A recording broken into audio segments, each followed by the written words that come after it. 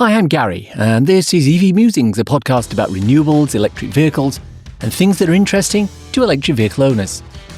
On the show today, we'll be looking at the long-distance EV drive.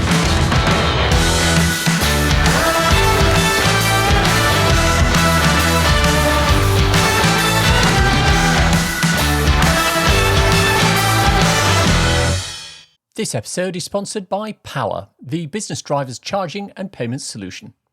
Charge wherever you drive with one app and card and get fair reimbursement for your business miles, no matter how long the journey is.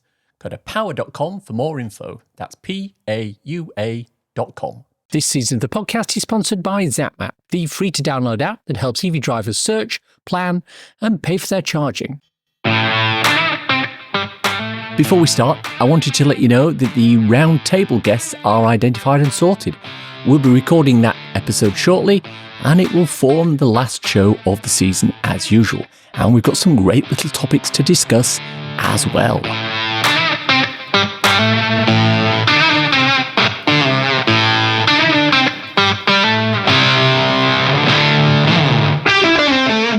Our main topic of discussion today, though, is long-distance driving in your electric car.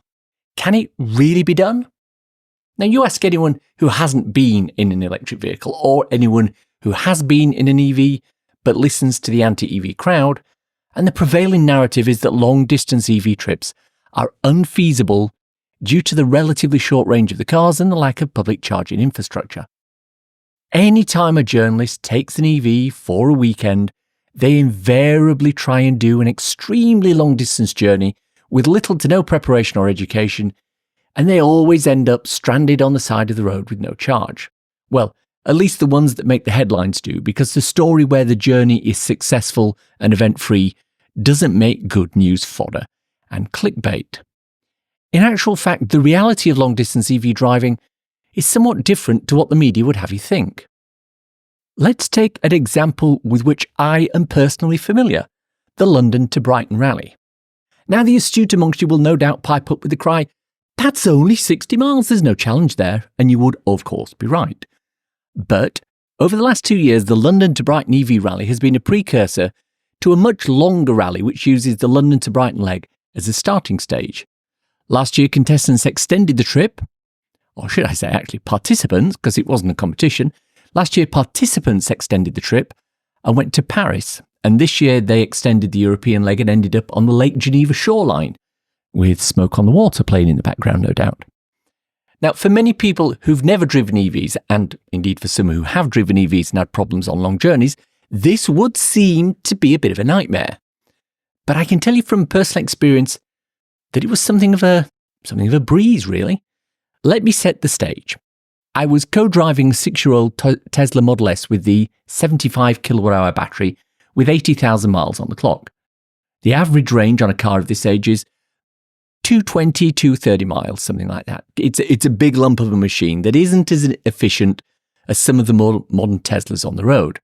Also, travelling to Paris were 18 other vehicles, including a 40 kilowatt-hour Nissan Leaf, a Cupra Born, a Kia EV9, a Hyundai Ioniq 38 kilowatt-hour, a Nissan EMV200 van, a Seat Mii, an MG5, an experimental Skywell vehicle, and a Volta truck. In Paris, 4 of these vehicles finished, and the remaining 15 went all the way to Geneva. The challenge with these vehicles is that they all have different ranges, they all charge at different speeds, and they all have different efficiency ratings. And that, of course, is the fun of a challenge such as this. So let's get the root stuff out of the way so you know what we were up against. We left Brighton at 8 a.m. on Sunday morning to catch a ferry from Newhaven to Dieppe. Our end-of-day arrival point for day 1 was the Arc de Triomphe in the middle of Paris. Day 2, we started from the Arc de Triomphe and ended up in Geneva, and day 3 was the complete return journey. I spent the first night in Fontainebleau outside Paris and the second night in Bourg-en-Bresse near the Geneva border, having finished in Geneva and headed back into France. And it was a little under 1,000 miles in total. So how did we do? Well, I'll tell you all that in a moment, but first, let's look at the same journey in a fossil fuel car. And just to make it easy, I'm going to pick the infamous diesel car that can do 1,000 miles on a tank that all the anti-EV folks seem to think that everybody drives around in. Although the 10 Ferraris, Lamborghinis and McLarens that passed us at speed on the French A6 southbound were probably not getting that range from their tanks, especially at the speed they were going. The total distance on the continent of that route is 914 miles, as I said, so fortunately for them, the diesel drivers, they wouldn't have had to stop to dispense some of that hideously smelly and expensive diesel in their tank, unless they were a little heavy with the right foot.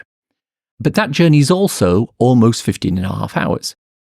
If we assume they stop in the same hotels as we did, that splits the route down into a 4-hour ferry journey and a day of 3 hours of driving, a day of 4 hours of driving to Geneva, and another hour and a half back to Bourg-en-Bresse, and a day of 6 hours of driving to Dieppe with a 4-hour ferry and a couple of hours back around to our starting point in Leatherhead.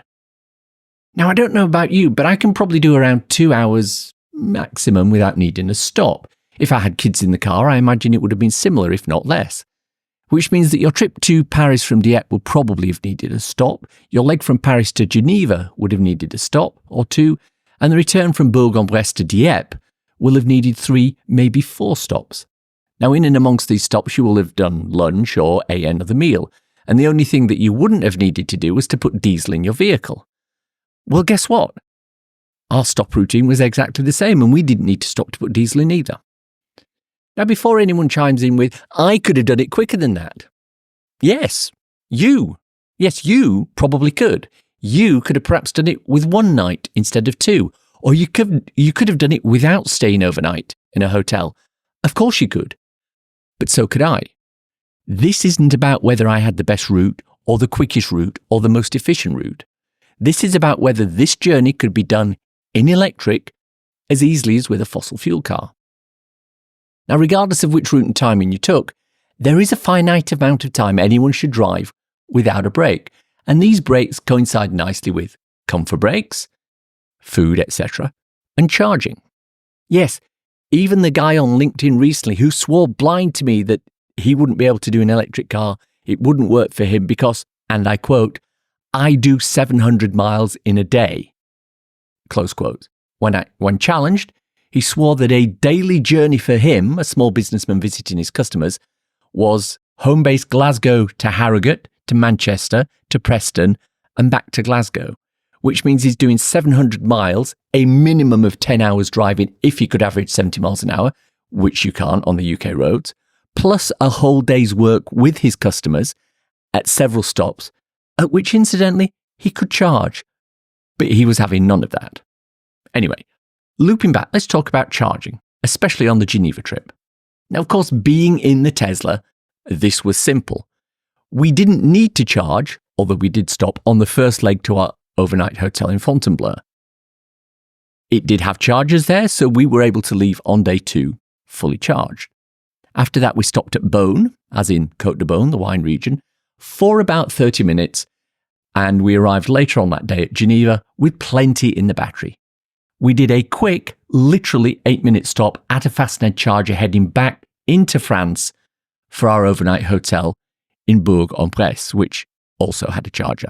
And the only reason we did this was a safety net in case we hit a hill on the way back that might have sapped our range a little bit too much. Being in the Swiss Alps, hills are a bit of an occupational hazard. Now, on the return, we had lunch in a restaurant just south of Paris, and the car charged while we ate. We did one quick stop, 20 minutes at a new Tesla V4 chargers south of Dieppe, and we made it all the way back to Leatherhead in Surrey without a further charging stop.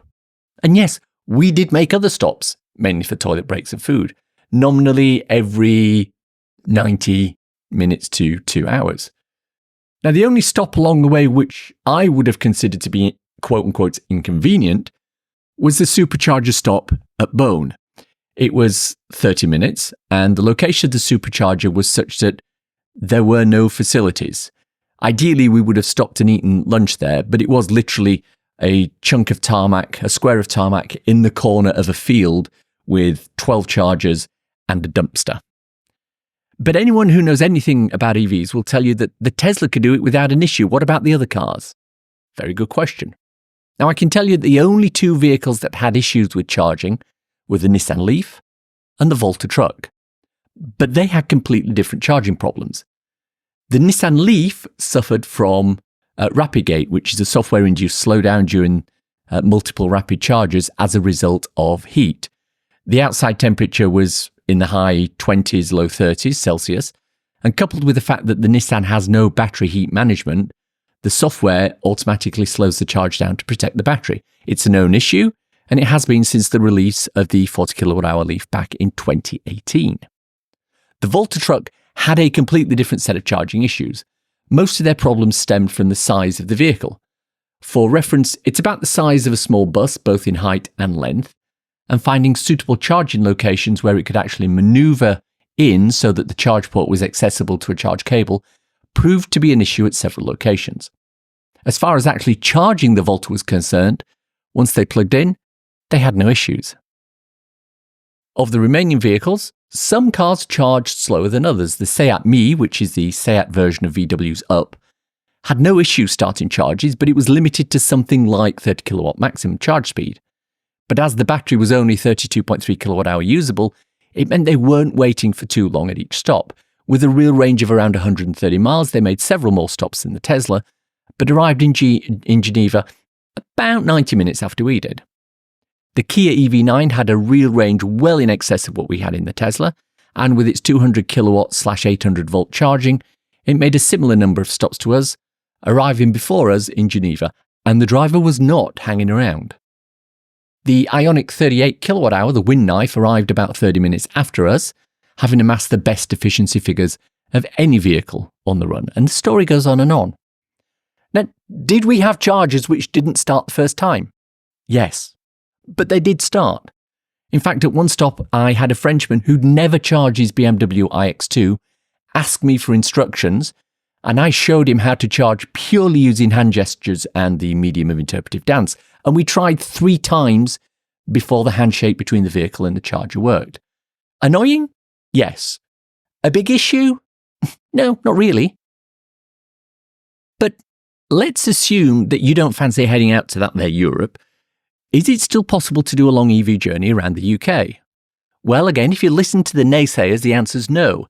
There's no way you can get in a car in, say, Devon and drive up to, say, St Andrews in Scotland in an EV without it taking days and days, or without the car having major charging issues. Well, ironically enough, my co-driver on the trip to Geneva, Tim Rolt-Smith, did exactly that in the same 6-year-old Model S a couple of weeks prior to the rally. The journey was 8.5 hours, 507 miles, and it was accomplished in around the same time as it would have taken him in a petrol car. And this was also one of those, what if you had a family emergency and had to do a long distance at a moment's notice sort of trips. Time was of the essence, and the car and infrastructure dealt with it with ease. So how can I reconcile what you've just read to the reports from many new EV drivers about horrendous long-distance journeys where they've taken 3 or 4 times as long to do the distance in their EV than they previously did with their ICE cars? And there's one word, repeat it alongside me, education. Almost without exception, whenever you dig into the detail behind these horror journeys, you find a couple of major facts that point to this. A key one is not understanding the difference between AC charging and DC charging, and plugging into a slow AC charger expecting a rapid charge. Hell, even Maddie Moat from the Fully Charged show did this on her first long-distance rapid charge. Check the link in the show notes to see how that transpired. Secondly, you've then got people not using Zapmap to check the status of chargers before arriving, resulting in pulling up to a charger that may be out of order. And then there's choosing one of the, shall we say, less favoured or less reliable charge point operators in the lower half of the Zapmap survey list. Now, I've talked about all these and other issues already on an episode called the First Charge episode, which was the 3rd show of this season, so check that out for more information. Again, the link's in the notes. Now, any one of these rookie errors can leave a bad taste in the mouth. Many intrepid reporters or first-time EV owners hit 2 or more of these errors, compounding the issue. But every single one of these errors can be avoided with just a little education. The fact is, public charging can be daunting the first time you do it, but a couple of simple steps beforehand can avoid a lot of the tension and make it much, much simpler. Neil Riddle from Paua, today's episode sponsor, recently put together an episode with Rick Bullemeyer from Generate Media talking about long-distance journeys, and he came up with 4 top tips for those of you considering longer journeys. So let's go through them one by one. Top tip number 1. If it's your first time in an EV, go out and charge when you don't have to, as this removes the stress of a first-time experience. Love this, excellent tip, and it's one I mentioned in an earlier episode this season when I talked about your first public charge, episode 223. Top tip number 2, start with 100% battery. If you're going to be doing a long distance, you want to be able to give yourself the best possible starting position, which is to fill your battery as much as you can. Just like the mythical 1,000-mile diesel car, it'll only go 1,000 miles if you start with a full tank. Top tip number 3, always have a plan B. Don't wait until you're at 10% to start looking for a charger. Again, it's another rookie sort of mistake that a lot of people make, especially if this is a journey or a car with which you're unfamiliar. What you need to do is start looking for chargers around 25%, maybe down to 20% state of charge. That way, if there are any issues, especially if you're abroad on foreign chargers, you can still continue to another charger without worrying about your charge. And top tip number 4, on a longer journey, short top-ups every 60 to 90 minutes make a lot more sense because it's always safer to stop for a short break anyhow. That links into top tip number 3. Basically, Neil's saying that on a longer journey, there's a safety aspect. Stop a little more frequently than you probably would do if you were on a shorter journey. It's better for you. It's better for your passengers. Don't be one of those drivers who likes to keep the foot to the floor for 4 or 5 hours straight. It's not good for your health, and it can lead to accidents. So there you have it, Neil's top 4 tips for a long-distance journey. Now, I think the last word in this episode should go to the people who know more about long-distance EV journeys than anyone on the face of the planet. Chris and Julie Ramsey recently took a Nissan Ariya on an epic journey from the North Pole to the South Pole. They're the first people in history to do this. You literally cannot get much further in terms of drivable distance before you effectively start to come back on yourself. Now, Chris is usually the face of this couple, and there are literally hundreds of places on the internet where he can be heard talking about the adventures and the world record things he's done. So I don't want to hear from Chris today. I want to hear from his wife, Julie. What are her thoughts on long-distance EV journeys? If someone said to me today, electric vehicles cannot travel long distances, I say that is no longer true. And I encourage you to look at our pole-to-pole electric vehicle expedition, which dispels that myth and many more in one journey. Back in 2023, my husband Chris and I, we drove our 100% electric vehicle, the Nissan Ariya, from the magnetic North Pole, high up in the Canadian Arctic, through 14 countries, 3 continents, travelled in excess of 21,000 miles to reach the geographic South Pole in Antarctica. We achieved history by being the first people to ever attempt and complete this. We took our electric car on the most epic and grueling test drive of its life. We drove through the harshest and toughest terrains on Earth imaginable, and can happily say we successfully achieved it. It's not the car anymore that has range limitations, it's us and our mindset. Electric vehicles can do the distance. We have proven that through our EV expeditions, so range should no longer be a barrier to going electric. If you have not tried driving an electric vehicle before, and range is a concern for you, I highly encourage you to do your research and to give an EV a go. Do use the hints and tips provided on this podcast and take that leap of faith and just go for it. Come join us and choose a cleaner solution for your everyday transport needs. The decisions you make today will have an impact on the future of our planet tomorrow. We made that decision and took that leap of faith a decade ago. We have never looked back since. This season, we're looking at raising the awareness of carbon literacy with our listeners, and one way we're doing that is with the Carbon Fact as read by carbon literacy trainer Ants Nelson. To save money, fuel, electricity and emissions, try eco-friendly driving if you possibly can. Accelerate and brake less, and make sure that if you're driving a petrol or diesel car, you're using higher gears. Check your tyre pressure before you travel long distances, and drive at 70 on motorways rather than sneaking over the limit.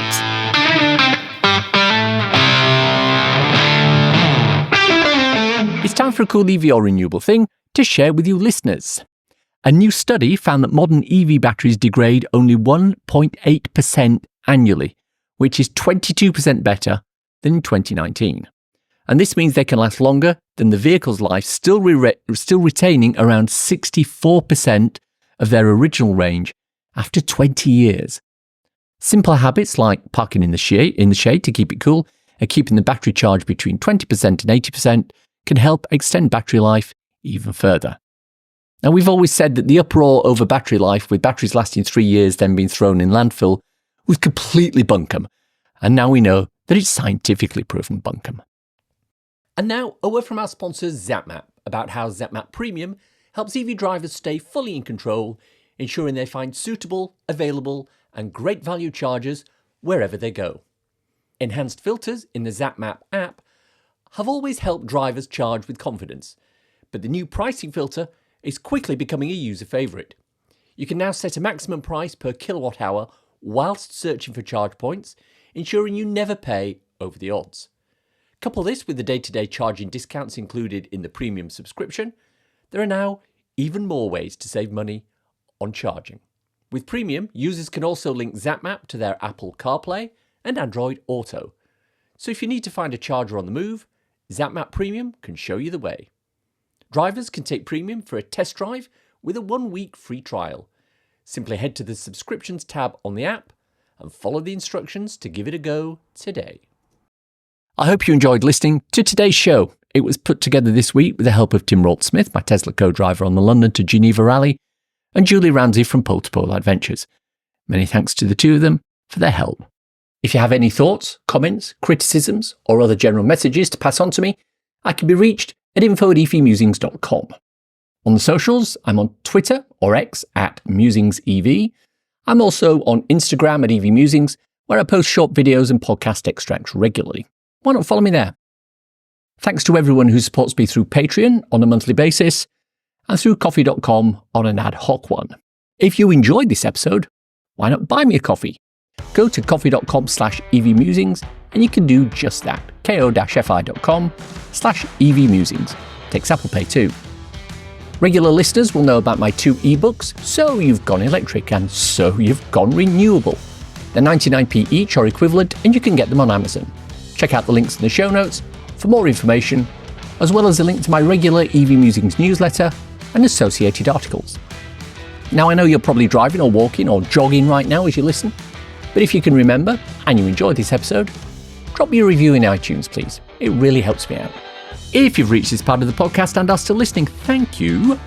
Why not let me know you've got to this point by tweeting me at MusingsEV with the words, "I can see for miles and miles." Hashtag if you know, nothing else. Thanks, as always, to my co-founder Simon. You know, he does find it difficult to find new and interesting places to ride his one-wheel electric unicycle. He's tried city streets, country lanes, alpine mountains. In fact, on the whole, he's probably done it all. We drove through the harshest and toughest terrains on Earth imaginable. Thanks for listening.